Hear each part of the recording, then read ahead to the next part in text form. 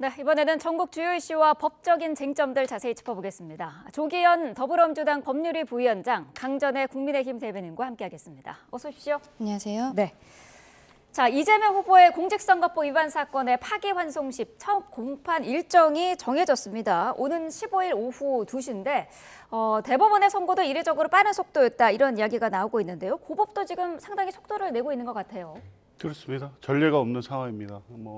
대법원도 마찬가지였지만 지금 파기환송된 서울고등법원 형사 7부의 재판 진행도 전례 없이 빠르게 진행되고 있습니다. 네. 단적인 예로 지난 2020년에 이재명 후보의 공직선거법 재판이 있었습니다. 당시에도 대법원이 당시 사건은 무죄 취지로 파기환송을 했는데요.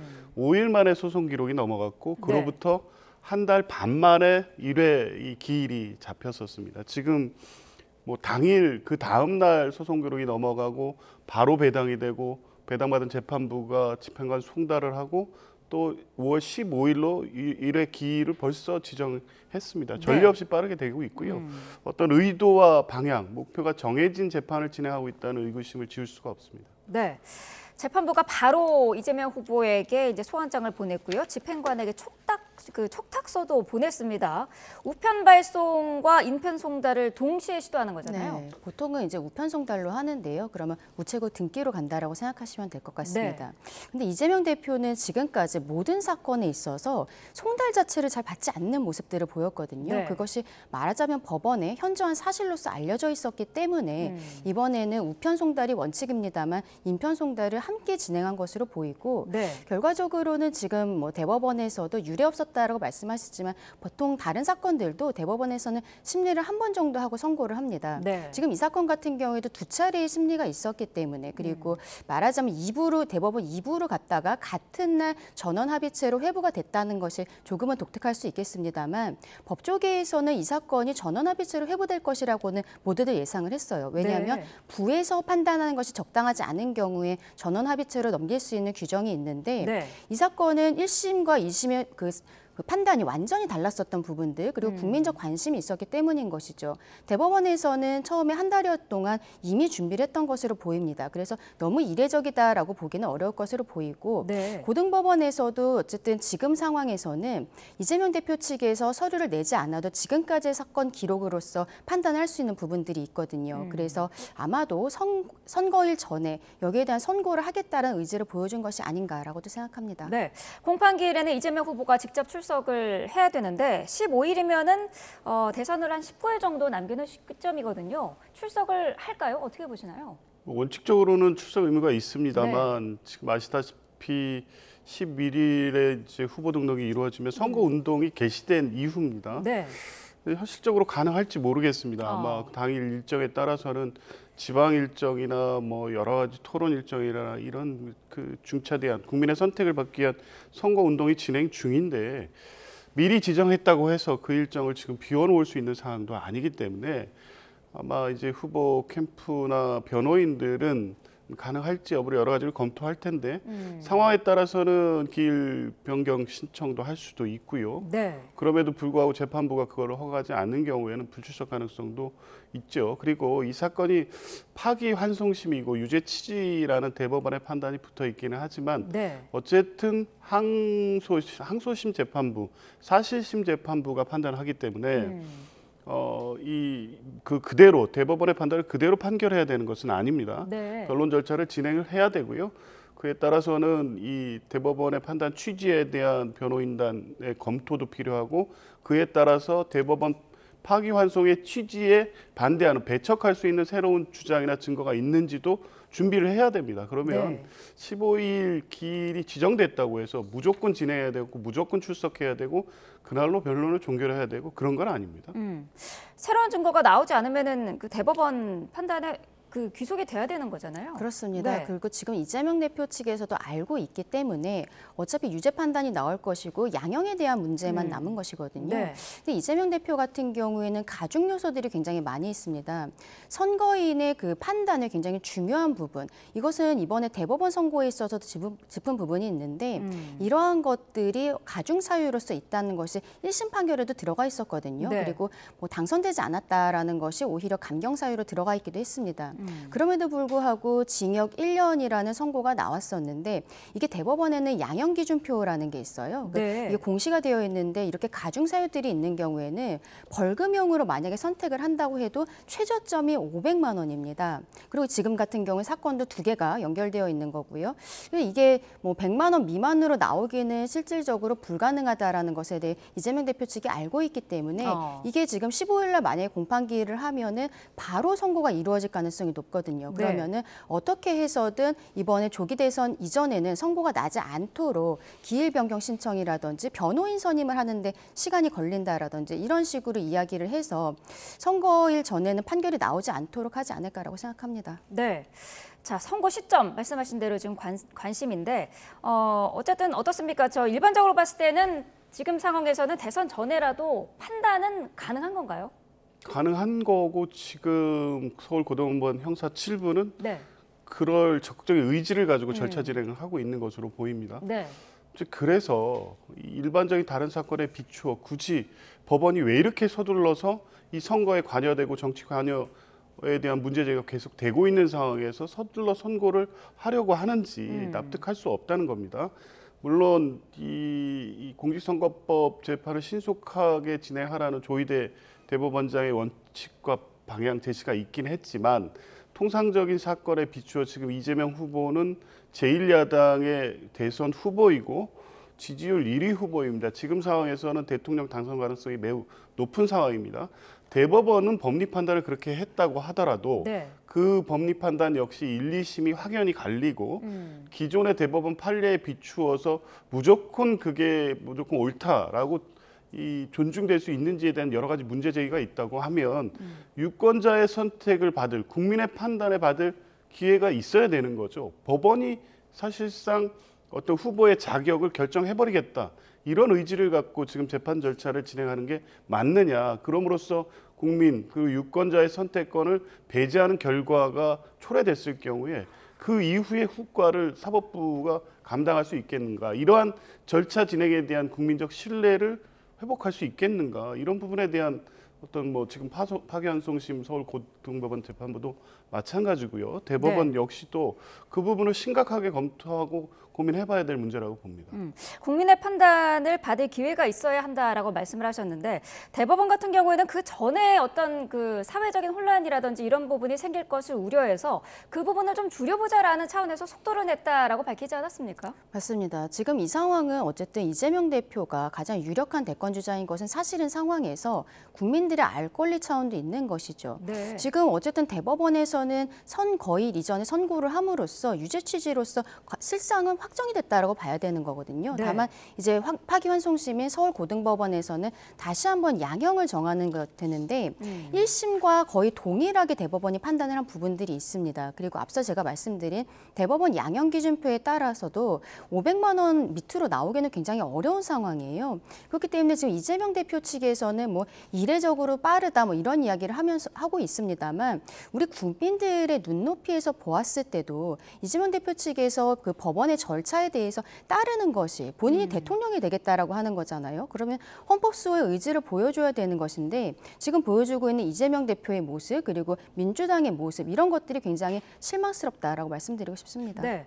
고법의 결정이 내려져도 그게 끝이 아닐 수도 있잖아요. 이 후보 측에서 재상고를 할 수도 있는 거죠. 만약 대법원의 파기환송 취지대로 유죄로 파기환송심 재판부가 판단을 한다면 당연히 재상고 절차를 거치게 되는 거죠. 이 파기환송심 재판부가 언제 선고할지는 모르겠지만 그 이후에 절차 진행은 똑같습니다. 그러니까 항소심 재판부가 선고를 하면 7일 내에 상고를 할 수 있고요. 그러면 똑같은 절차로 이 파기환송심 재판부에 했던 기록이 다시 대법원으로 넘어가는데 또 시간이 필요하고요. 소송 기록 접수 통지를 다시 이재명 후보 측에 하면 그로부터 20일 동안 상고 이유서 제출 기한이 또 부여됩니다. 이제 그러한 사정을 고려하면 사실 6월 3일 이전에 대법원 선고가 나오는 건 현실적으로 불가능하다 이렇게 보고 있고요. 아마 그 절차는 어찌됐든 이재명 후보 측에서는 이 파기환송심 재판부가 유죄 선고를 할 경우에 대비한 이후 어떤 절차 진행에 대한 준비도 하고 있는 것으로 알고 있습니다. 네. 결과적으로 대법원의 재상고까지 해서 확정되는 것은 실상 6월 3일 이전에는 어렵다라고 봐야 될 것으로 보이는데 네. 어쨌든 파기환송심에서의 양형 여기에 대해서 앞서 있었던 1심에서의 1년으로 그대로 할 것인가 혹은 새롭게 다시 양형을 정하게 될 것인가 이 부분은 봐야 되는 것은 사실이거든요. 네. 그래서 저는 고등법원 입장에서는 이번 6월 3일 전에 그래도 양형을 정하고 선고를 하게 되지 않을까라고 생각합니다. 네. 국민의힘 네. 가능성이 낮긴 하지만 지금 강 변호사님 말씀대로 양형에 대한 판단도 다시 할 수가 있습니다. 네. 왜냐하면 1심에서는 집행유예로 이 선고를 했지만 항소심에서는 양형 판단이 없었습니다. 그런데 이재명 후보 측은 당시 항소심 재판 과정에서 양형 증인까지 신청을 해서 1심의 양형이 부당하다는 것을 다퉜기 때문에 네. 파기환송심 재판부가 양형 판단을 함에 있어서는 이 부분 역시 고려해야 될 문제입니다. 그리고 양형위원회 기준에 의하면 500만 원 이하로 나올 수 없다고 말씀하셨는데 이제 네. 그래서 피선거권 박탈형은 거의 확정적이라고 말씀하신 취지로 들리는데 그렇지 않습니다. 뭐 감경 요인 중에는 장량 감경도 있고 여러 가지 고려하면 최하 70만 원까지 선고가 가능하기 때문에 파기환송심 재판부가 적극적으로 양형에 대한 검토를 한다면 그리고 실제 당선 목적 허위 사실 공표는 100만 원 이하 선고가 대단히 많습니다. 이제 그런 걸 고려하면 가능성이 뭐 그다지 높지는 않지만 네. 지금 파기환송심 재판부가 양형 판단에 있어서의 이 피선거권을 박탈하지 않는 정도까지 선고가 전혀 불가능한 것은 아닙니다. 네. 국민의힘에서는 지금 이재명 후보가 후보로서의 자격을 상실했다, 사퇴해야 된다 이런 주장을 하고 있는데 강금실 민주당 선대위원장이 이런 얘기를 했더라고요. 공직선거법을 보니까 이번 대선에서 죄를 저지를 때 당선 무효가 될 뿐이지 이재명 후보 같은 경우에는 이게 지난 대선에 대한 이야기이기 때문에 이번에는 영향을 미치지 않는다 이렇게 언급을 했거든요. 근데 과거에도 이제 강원도지사로 이광재 지사가 당선이 되었을 때 그때 항소심 재판이 진행이 되고 있었습니다. 그 항소심까지 이제 유죄 판단이 있었고 그 상황에서 대법원 판결을 놔둔 상황에서 본인이 출마를 했었거든요. 네. 근데 결과적으로는 대법원에서 징역형이 확정이 되면서 도지사가 되고 한 7개월 정도 만에 도지사직을 내려놓은 바가 있었습니다. 거의 같은 상황이라고 보시면 될 것 같아요. 그리고 지금 민주당 입장에선 그리고 좀 안타까운 게 법에 있어서의 조금의 미비점이라든지 이렇게 허점으로 보이는 부분들을 자꾸 이야기를 하면서 이재명 대표가 빠져나갈 궁리를 하고 있는 것. 이게 오히려 이번 선거 과정에 있어서 중도층의 표심을 잡는 데 있어서는 마이너스가 되지 않을까. 저는 오히려 그렇게 생각합니다. 네. 자, 민주당에서는 지금 또 대통령이 되면은 형사재판을 정지한다라는 내용의 형소법 개정안을 법사위에 상정을 했습니다.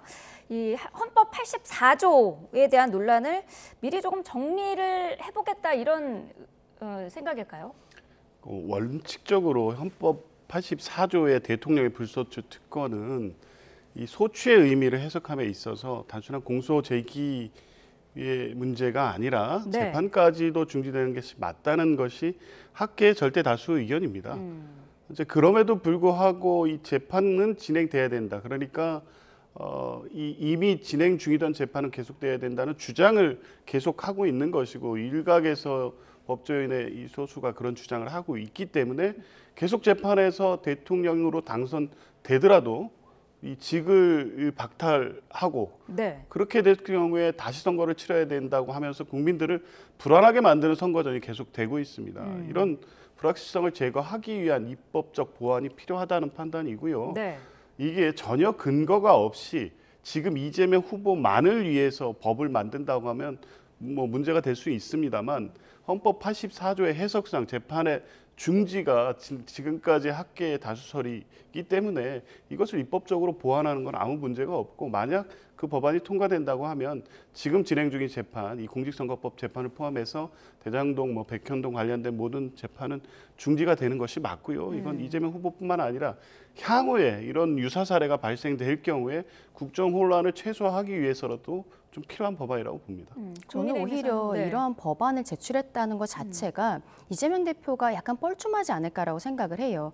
이재명 대표는 한 방송에 나와서 헌법 84조에 대해 본인 스스로 해석을 하면서 본인이 대통령으로 당선이 되면은 진행 중인 모든 재판이 정지되는 것이 법조계의 다수설이다. 조금 아까 조 변호사님도 그렇게 이야기하셨습니다만 그러한 다수설은 없거든요. 그리고 만약에 이것이 정말로 뭐 통설이다, 다수설이다 이러면 민주당이 이런 법안을 제출할 필요가 없는 것입니다. 그저 그냥 헌법재판소에서 여기에 대한 해석이 나올 때까지 기다리면 되는 것인데 불안한 것이죠. 민주당 입장에서도 이재명 대표가 이야기한 다수설이 아니라는 것을 알고 있는 것이고 헌법재판소에서도 이재명 대표에게 유리한 판단이 나오지 않을 것이라고 생각을 하기 때문에 오히려 이러한 법안을 제출하고 있는 것이 아닌가.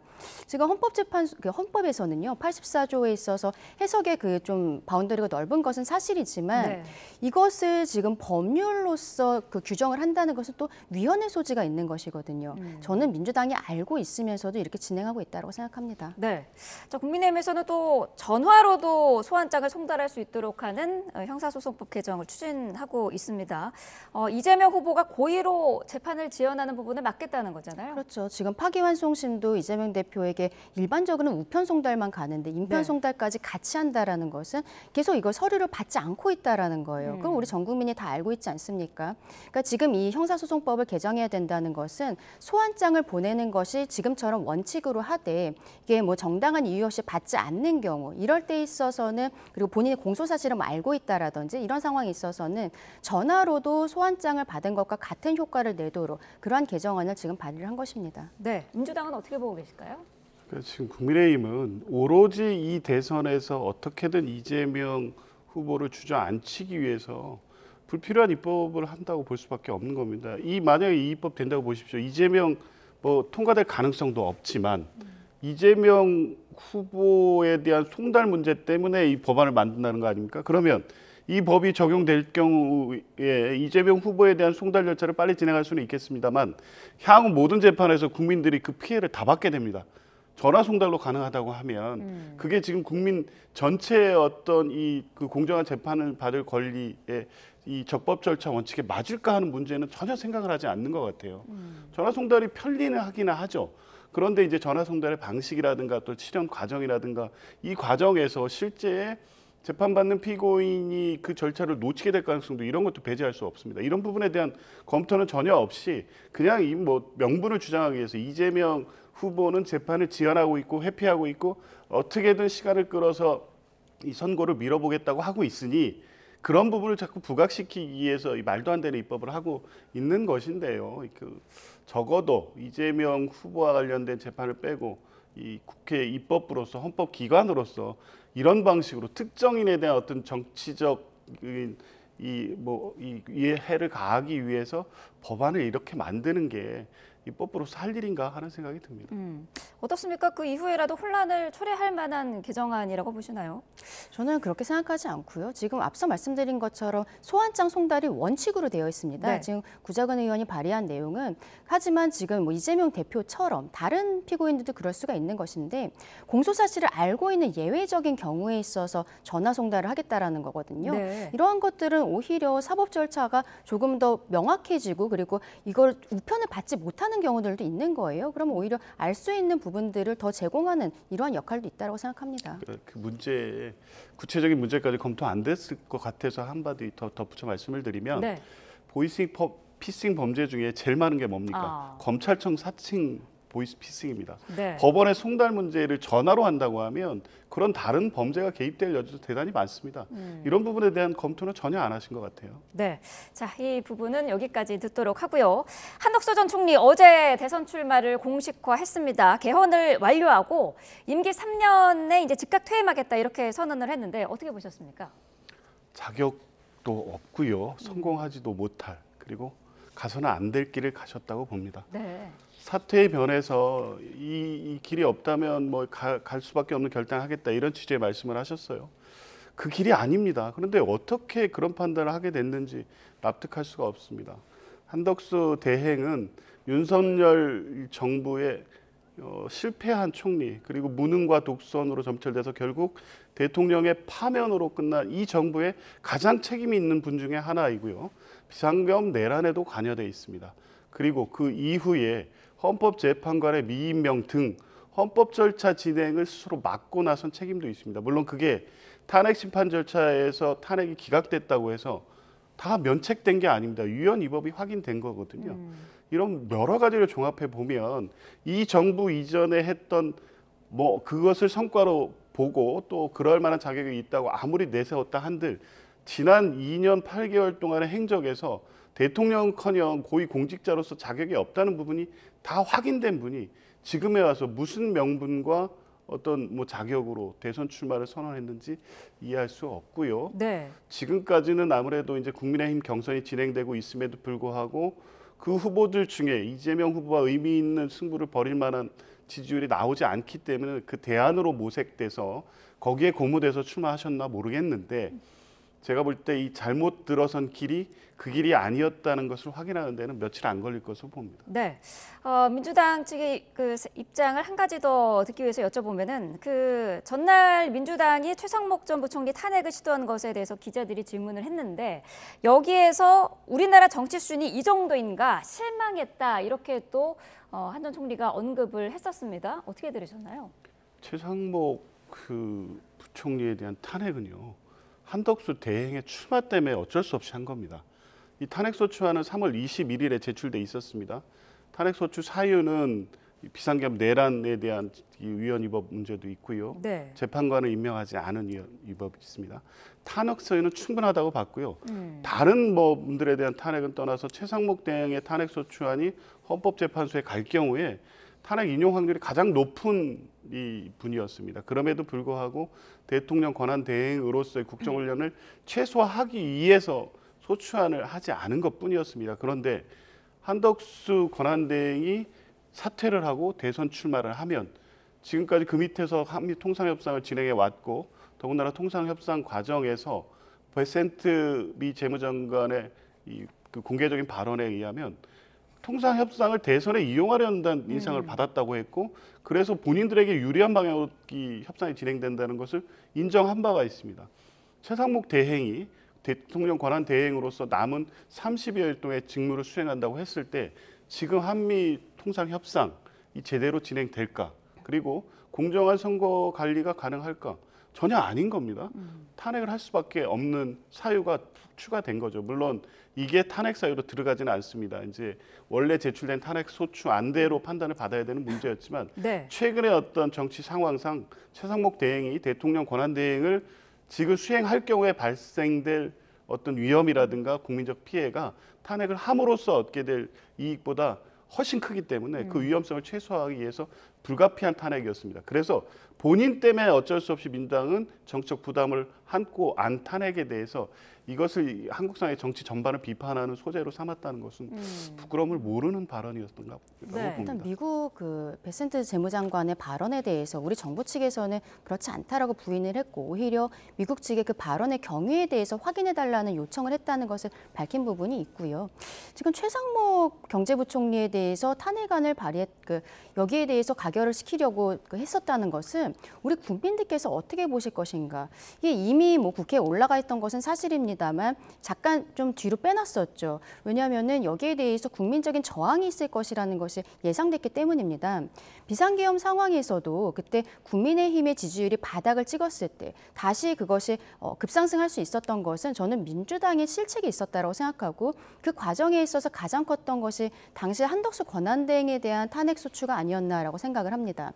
지금 똑같은 상황들을 하고 있는 것이거든요. 네. 이게 만약에 준비가 되어 있었던 것이라면 갑작스럽게 안건으로 올릴 필요도 없고 계속 이것에 대해서 그 어떠한 이야기들을 했었어야 됐는데 이재명 대표에 대한 유죄 판단이 나온 날 밤에 갑작스럽게 이렇게 안건으로 올렸다는 것은 누가 보아도 이재명 대표에 대한 어떠한 화풀이로서 이러한 탄핵을 한 것이 아니냐, 탄핵을 시도한 것이 아니냐라고 생각할 수밖에 없는 것이죠. 네. 지금 이러한 모습들이 오히려 이재명 대표의 사법 리스크보다도 이러한 또 무리한 탄핵소추안 발의라든지 그리고 이렇게 뭐 아까 말했던 형사소송법 개정안, 이재명 대표가 대통령이 되었을 때 사건들이 진행되지 않는 이러한 법안을 발의한다든지 이러한 모습들이 오히려 중도층 입장에서는 민주당에게 다시는 표를 주면 안 되겠다라는 생각을 하시게 되는 계기가 되지 않을까라고도 생각합니다. 네.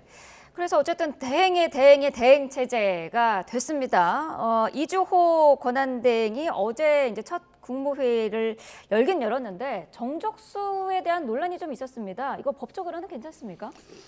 일단은 이 법률상 국무회의는 15인 이상 30인으로 구성돼 있기 때문에 네. 지금 15인이 안 되죠. 14인으로 돼 있을 겁니다. 네. 이 부분에 대한 논란이 있을 수 있습니다. 지금 14인 국무위원 체제에서 한 의결의 효력의 문제가 분명히 있을 수는 있고요. 다만 이 대통령령인 국무회의 규정에 또 보면 또 효력이 있는 것처럼 규정돼 있기 때문에 네. 14인으로 하는 뭐 의결 자체가 또 효력이 있다. 이 부분은 다툼의 여지는 있습니다. 그런데 이제 그 이후에 아마 국무위원 수에 따라서 사실 뭐 지금 국무위원의 주요 의사 결정 중에 문제가 될 수 있는 것은 이번 선거라든가 이재명 후보와 재판 관련된 법안들이 국회를 통과해서 국무회의를 거쳐서 이제 공포가 되거나 거부권이 돼야 되는데 네. 그때 이 국무회의의 의결에 효력이 있을지에 대한 문제가 제기는 될 수 있습니다. 그러니까 14인 체제의 문제는 어쨌든 법률상 15인 이상으로 국무위원이 구성돼 있게 한 부분에는 지금 이 결격이 되기 때문에 네. 만에 하나 관련된 법률안이 지금 이 선거 전에 국회를 통과해서 국무회의에 상정이 됐을 경우에 거부권을 의결한다고 하면 그 부분은 또 법률적 논쟁이 될 수밖에 없을 것 같습니다. 네. 결국 민주당 입장에서는 이렇게 국무회의가 무력화될 수 있다는 것을 알면서도 무리하게 탄핵 시도를 하는 것이거든요. 이것이 결과적으로는 헌법기관입니다. 국무회의도. 그리고 처음에 그 윤석열 전 대통령이 비상계엄을 선포를 했을 때 민주당의 한 의원 같은 경우에는 국무위원 전원을 한 번에 탄핵시켜야 된다는 이야기까지 했어요. 이게 헌법기관인 국무회의를 완전히 무력화시켜서 결과적으로는 이제 선거가 있을 때까지 아무것도 정부가 못하도록 이렇게 막겠다는 것인데 이것이야말로 반헌법적인 발상이지 않나라고 생각합니다. 네. 국무회의의 그 결정 문제는 이제 국무회의 의결을 거쳐야 되는 어떤 법률안이든가 이런 거에 대한 효력 문제는 생길 수 있지만 네. 정부 기능이 마비되지 않습니다. 대행 체제에서 갈 수 있고요. 만약에 어떤 특정 국무위원의 거리가 생길 경우엔 대행이 그러니까 그 부처의 차관이 국무위원을 대행해서 참석하면 됩니다. 그러니까 국정 운영 자체는 문제가 없고 특히 이번 국무회의가 어떤 국무회의입니까? 비상계엄에 관여된 국무회의입니다. 그러니까 그런 일에 있어서는 책임에 대해서 한 번도 얘기 안 하고 어떤 사유가 있어서 탄핵이 되면 국정 마비 문제로만 무조건 끌고 가는데 국정 마비 안 되지 않습니까? 그리고 제대로 일을 하면 됩니다. 차관 체제에서도 충분히 지금까지 해왔고요. 어떤 문제가 생기지 않았습니다. 오히려 적극적으로 지금 문제 하고 있는 이 통상 협상 이런 부분에 대한 더 우려가 더 큽니다. 그러니까 이건 국무회의의 요건이나 뭐 거기에 종족수 문제 때문에 국정 운영에 문제가 생겼다는 말은 변명이라고 봅니다. 네.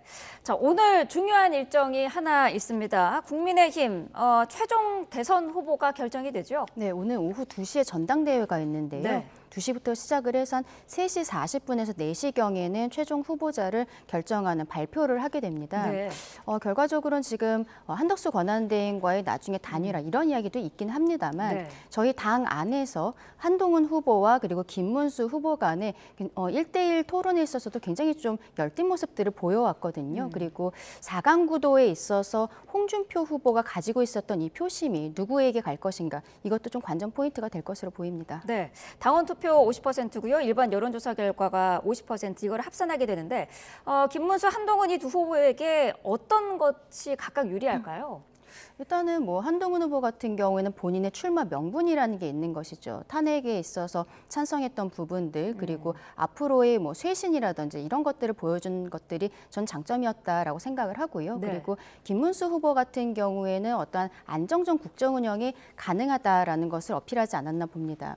본인이 원내에서도 오래 있었고 그리고 지방자치단체장도 2차례 했었던 이러한 경험에 대한 이야기들을 많이 했거든요. 뭐 네. GTX에 대한 부분들 그리고 실제로 뭐 기업을 유치했었던 경험들 이런 이야기들을 했기 때문에 우리 당원들께서 지금 상황에 있어서 이재명 대표와 선명하게 맞설 수 있는 이미지는 한동훈 후보가 가지고 있겠지만 하지만 또 어떻게 보면 지금 혼란스러운 전국 상황을 수습하는 것에 있어서는 김문수 후보가 더 낫다라고 생각하시는 분들도 있지 않을까 오늘 결론을 지켜봐야 될 것으로 보입니다. 네.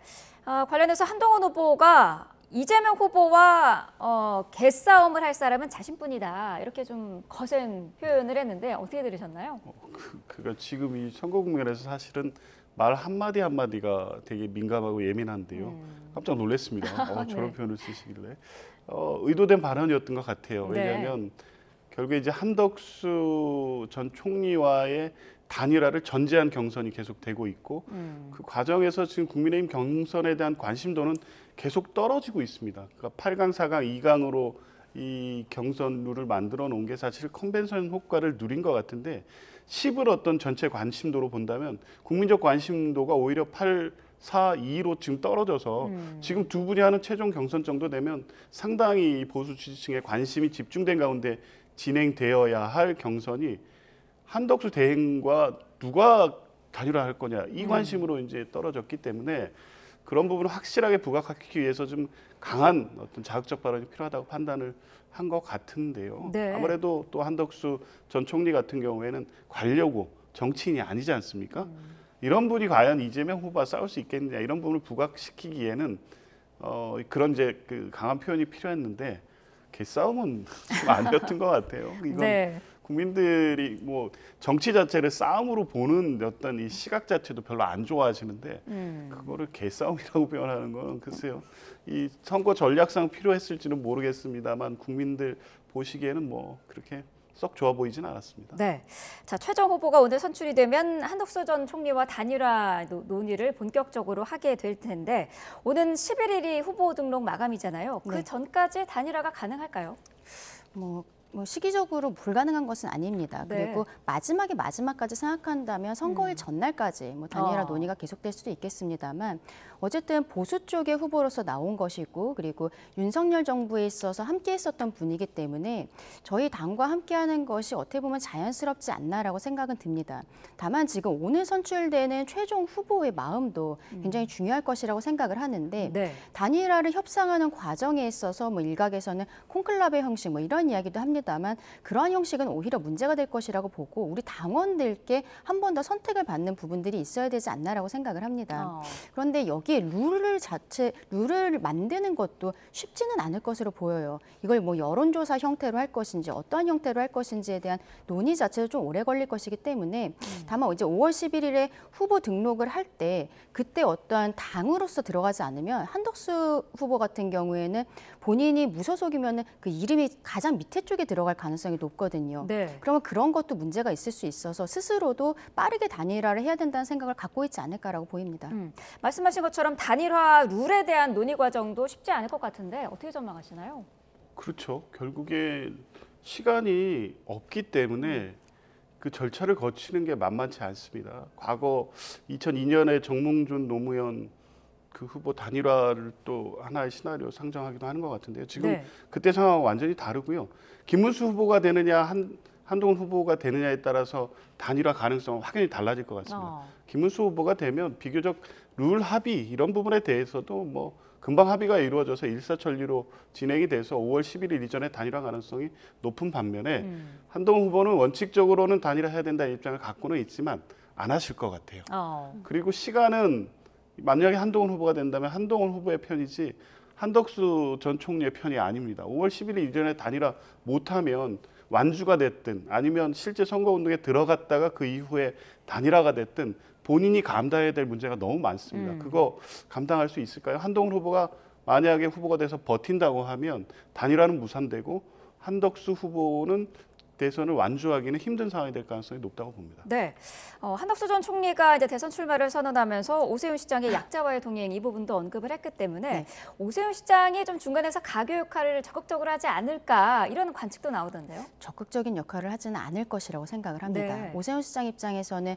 본인이 이번에 불출마를 선언을 했었고 그 과정에 있어서 오세훈 시장이 워낙에 어떻게 보면은 유력한 대권 주자로서 저희가 분류가 됐었기 때문에 많은 후보들이 오세훈 시장을 만나러 왔었는데 보여줬던 모습들은 거의 같았어요.